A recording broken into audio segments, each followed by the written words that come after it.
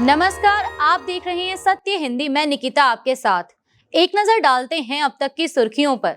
Assam BJP की विवादित social media post, CM Hemant Sharma को मुस्लिमों पर बंदूक ताने दिखाया गया। विपक्ष ने पीएम मोदी से मांगा जवाब, पोस्ट डिलीट की गई। असम में सत्ताधारी बीजेपी की सोशल मीडिया पोस्ट विवादों में घिर गई, जिसे बाद में डिलीट कर दिया गया। दरअसल इसमें एक वीडियो एडिट करके सीएम हेमंत बिस्वा शर्मा को मुस्लिम पुरुषों पर बंदूक ताने हुए दिखाया गया, जिससे हैरानी और गुस्सा फैल गया। यह चुनाव वाले राज्य में मुस्लिम समुदाय को निशाना बनाने वाले सीएम शर्मा की टिप्पणियों और दावों की कड़ी में हुआ है। कांग्रेस प्रवक्ता सुप्रिया श्रीनेत ने उस वीडियो की स्क्रीन रिकॉर्डिंग शेयर की, जिसका कैप्शन पॉइंट ब्लैंक शॉट था, और पूछा कि क्या अदालतें और अन्य संस्थाएं सो रही हैं। यह कोई मामूली वीडियो नहीं है जिसे ट्रोल कंटेंट समझकर नजरअंदाज कर दिया जाए। यह बहुत ऊपर से फैलाया गया जहर है और इसके लिए नतीजे भुगतने होंगे। वेणुगोपाल ने भी साथ ही जोड़ा कि इस बात की कोई उम्मीद नहीं है कि नरेंद्र मोदी इसकी निंदा करेंगे या इसके खिलाफ कार्रवाई करेंगे। उन्होंने न्यायपालिका से कार्रवाई करने का आह्वान किया और कहा कि इस मामले में कोई नरमी नहीं दिखानी चाहिए। हालांकि बीजेपी ने अभी तक कोई जवाब नहीं दिया है और बीजेपी असम प्रदेश हैंडल की पोस्ट भी डिलीट कर दी गई है। अमेरिका का चीन पर गुप्त परमाणु परीक्षण करने का आरोप। 2020 में गलवान घाटी झड़प के बाद किया गया परीक्षण। बीजिंग ने अमेरिका के दावे को किया खारिज। हिंदुस्तान टाइम्स की एक रिपोर्ट के मुताबिक एक परमाणु हथियार समझौते न्यू स्टार्ट संधि की समय सीमा खत्म होने के बाद अमेरिका ने 22 जून 2020 को चीन पर एक गुप्त परमाणु परीक्षण करने का आरोप लगाया। यह लद्दाख की गलवान घाटी में हुई झड़प के कुछ ही दिन बाद हुआ था, जिसमें 20 भारतीय सैनिक मारे गए थे। न्यू स्टार्ट संधि, जो अमेरिका और रूस के मिसाइलों और परमाणु हथियारों को सीमित करती थी, 2010 में ओबामा और मेदवेदेव ने साइन की थी। अमेरिकी अंडर सेक्रेटरी थॉमस टिनानो ने कहा कि चीन ने परीक्षण को छिपाने के लिए डीकपलिंग का इस्तेमाल किया, जो भूकंपीय निगरानी की प्रभावशीलता को कम करने का एक तरीका है, और 2030 तक चीन के पास 1000 से अधिक हथियार होंगे।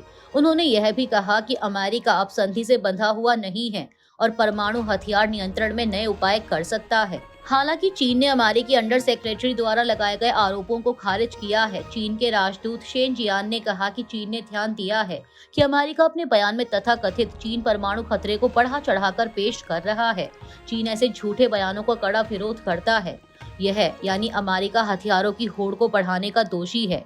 डिनानो के इस बयान की 2030 तक चीन के पास 1000 से अधिक परमाणु हथियार होंगे।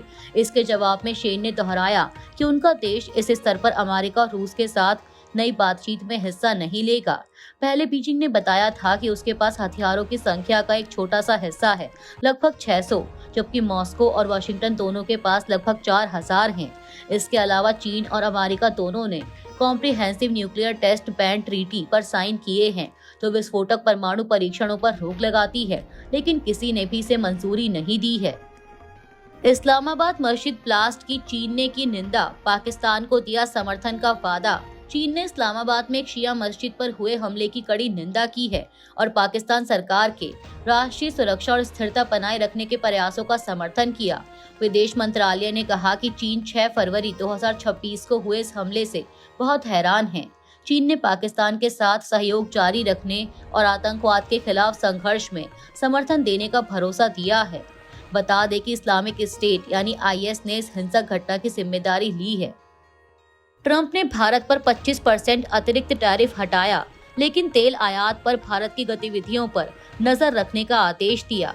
अमेरिकी राष्ट्रपति डोनाल्ड ट्रंप ने भारत पर लगाए गए 25% दंडात्मक टैरिफ को हटा दिया है, लेकिन आदेश में यह भी कहा गया है कि अमेरिकी वाणिज्य सचिव को ट्रैक करना चाहिए कि भारत रूसी तेल का आयात फिर से शुरू करता है या नहीं। रणनीतिक मामलों के विशेषज्ञ ब्रह्मा चेलानी ने इसे असली झटका बताया और कहा कि इससे भारत को सालाना लगभग $4 बिलियन का अतिरिक्त तेल आयात का खर्च झेलना पड़ सकता है। उन्होंने कहा कि ट्रंप की नीति द्विपक्षीय संबंधों में असमान और जबरदस्ती वाली है।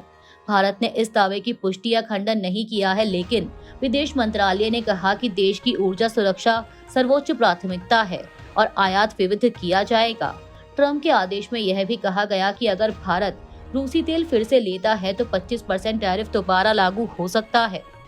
सुनेत्रा पवार को डिप्टी सीएम बनाने के पीछे बीजेपी का मास्टरमाइंड। शिवसेना यूबीटी की पत्रिका सामना में उठाए गए कई सवाल। शिवसेना यूबीटी के मुखपत्र सामना में आरोप लगाया गया है कि एनसीपी नेता सुनेत्रा पवार का महाराष्ट्र की उप मुख्यमंत्री के रूप में शपथ लेना बीजेपी नेतृत्व की योजना का हिस्सा था।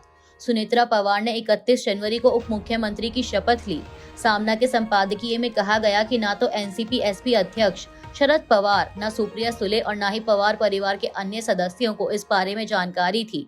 संपादकीय में दावा किया गया कि बीजेपी और पार्टी के कुछ नेता जैसे सुनील तटकरे और प्रफुल्ल पटेल एनसीपी के दोनों गुटों के विलय को रोकना चाहते हैं। इसमें यह भी कहा गया कि सुनेत्रा पवार का पद दिखावटी नहीं होना चाहिए और उन्हें प्रभावी ढंग से काम करना चाहिए। संपादकीय ने यह भी सवाल उठाया कि शपथ लेना हिंदुत्व मान्यताओं के अनुसार सही था या नहीं। मलेशियाई पीएम के साथ पीएम मोदी की प्रेस वार्ता, मलेशिया में नया कॉन्सुलेट खोलने की घोषणा। प्रधानमंत्री मोदी रविवार को मलेशिया दौरे पर मलेशियाई पीएम अनवर इब्राहिम के साथ प्रतिनिधि मंडल स्तर की बातचीत के बाद संयुक्त प्रेस वार्ता में शामिल हुए। पीएम मोदी ने बताया कि दोनों देशों के बीच विशेष संबंध हैं और भारत मलेशिया में नया कॉन्सुलेट खोलेगा।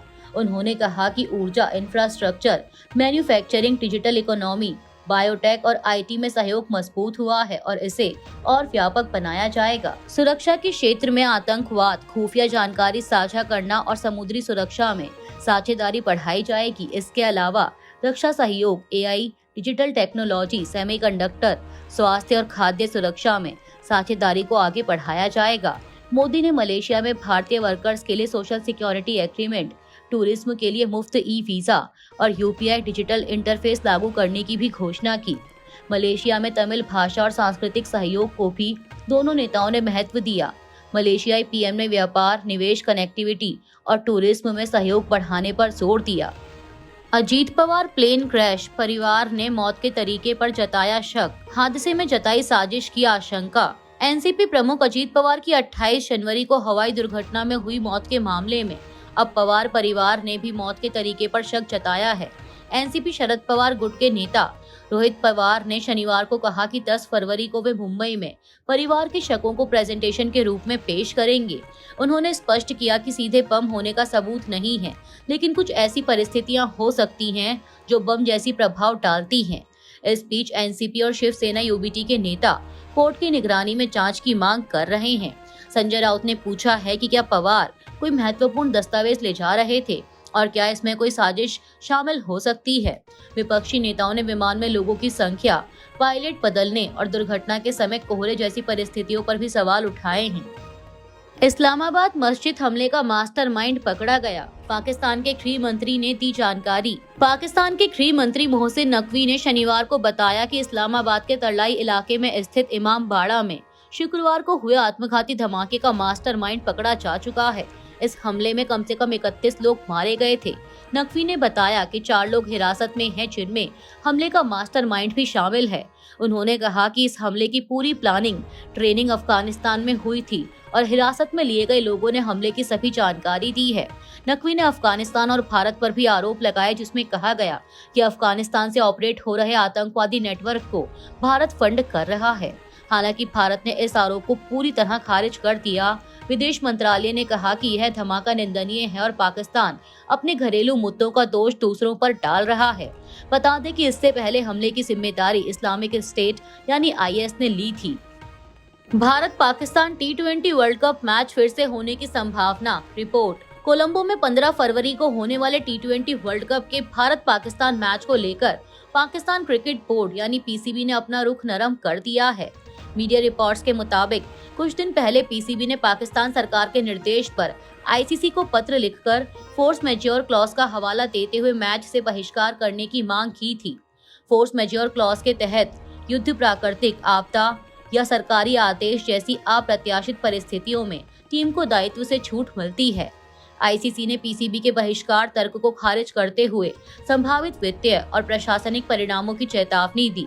आईसीसी के स्पष्ट समझाने के बाद और श्रीलंका क्रिकेट द्वारा भी पाकिस्तान को मैच से हटने पर सोचने का आग्रह करने के बाद पीसीबी ने बातचीत शुरू की।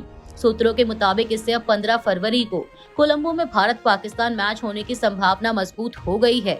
यह घटनाक्रम पीसीबी की नीदरलैंड्स के खिलाफ जीत और यूएसए से होने वाले मैच के बाद सामने आया है। रूस की एक यूनिवर्सिटी में चाकू से हमले में 4 भारतीय छात्र घायल। भारतीय दूतावास ने घायल छात्रों की मदद के लिए अधिकारियों को भेजा। रूस के उफा शहर में हुए एक हमले में 4 भारतीय छात्र घायल हुए हैं। ये जानकारी रूस में भारत के दूतावास ने दी। भारतीय दूतावास ने एक्स पर एक पोस्ट में लिखा कि उफा में हमले की एक दुखद घटना हुई है। 4 भारतीय छात्रों सहित कई लोग घायल हुए हैं। भारतीय दूतावास ने बताया कि अधिकारी घायल छात्रों की मदद के लिए उफा जा रहे हैं। समाचार एजेंसी पीटीआई के मुताबिक रूस के उफा शहर की एक यूनिवर्सिटी में चाकूबाजी की घटना हुई, जिसमें कम से कम 6 लोग घायल हुए। शुरुआती रिपोर्टों के अनुसार उफा में स्टेट मेडिकल यूनिवर्सिटी के एक हॉस्टल में चाकू लिए किशोर घुस गया। उसने वहां रहने वाले छात्रों पर हमला किया। मामले में अधिक जानकारी का इंतजार है। संयुक्त किसान मोर्चा ने पीयूष गोयल को बताया देशद्रोही, इस्तीफे की मांग। मोदी सरकार को दी चेतावनी। किसानों के संगठन संयुक्त किसान मोर्चा यानी एसकेएम ने भारत अमेरिका अंतरिम व्यापार समझौते के फ्रेमवर्क की कड़ी आलोचना की है और इसे किसानों और देश के खिलाफ बताया है। एसकेएम का कहना है कि इस फ्रेमवर्क में भारत सभी अमेरिकी औद्योगिक और कृषि उत्पादों पर टैरिफ कम या खत्म करेगा, जिसमें डिस्टिल्ड ग्रेन, लाल ज्वार, ताजे और प्रोसेस्ड फल, सोयाबीन तेल, पेड़ के मेवे, शराब और डेयरी उत्पाद शामिल हैं। संगठन ने वाणिज्य मंत्री पीयूष गोयल को देशद्रोही करार देते हुए उनके तत्काल इस्तीफे की मांग की। एसकेएम ने प्रधानमंत्री मोदी से इस समझौते पर हस्ताक्षर न करने की अपील की और चेताया कि हस्ताक्षर किए जाने पर पूरे भारत में बड़े विरोध प्रदर्शनों का सामना करना पड़ेगा। इस बीच संगठन ने 12 फरवरी को विरोध प्रदर्शन और आम हड़ताल में शामिल होने के लिए किसानों और मजदूरों से भी आह्वान किया है, ताकि जन विरोधी व्यापार नीति के खिलाफ एकजुटता दिखाई जा सके। सीपीएम का ममता बनर्जी पर आरोप। सीएम ने एसआईआर याचिका को हाईजैक करने की कोशिश की। सीपीएम के राज्य सचिव मोहम्मद सलीम ने मुख्यमंत्री ममता बनर्जी पर चुनाव रोल के तहत चल रहे स्पेशल इंटेंसिव रिवीजन यानी एसआईआर मामले में याचिका को हाईजैक करने का आरोप लगाया है। सलीम ने कहा कि सीपीएम की कार्यकर्ता मुस्तारी बानो ने सुप्रीम कोर्ट में एसआईआर को लेकर याचिका दायर की थी, जिसे ममता बनर्जी ने कथित रूप से अपने फायदे के लिए हाईजैक करने की कोशिश की। बता दें कि सुप्रीम कोर्ट ने इस याचिका पर बुधवार को सुनवाई की थी और अगली सुनवाई 9 फरवरी को होनी है। उन्होंने भाजपा पर बंगाल में एसआईआर थोपने और मतुआ, आदिवासी, अल्पसंख्यक व शरणार्थी समुदायों को संकट में डालने का आरोप लगाया। सलीम ने कहा कि सीपीएम विधानसभा चुनावों में सीटों के तालमेल के लिए समान विचारधारा वाली पार्टियों से बातचीत कर रही है, लेकिन गठबंधन नहीं बना रही। गौरतलब है कि सीपीएम 2021 में एक भी सीट नहीं जीत पाई थी। अभी के लिए इतना ही। बाकी की देश दुनिया की बड़ी खबरों के लिए जुड़े रहिए सत्य हिंदी के साथ। Copyright disclaimer under Section 107 of the Copyright Act 1976. Allowance is made for fair use for purposes such as criticism, comment, news reporting, scholarship, and research. Fair use is a use permitted by copyright statute that might otherwise be infringing.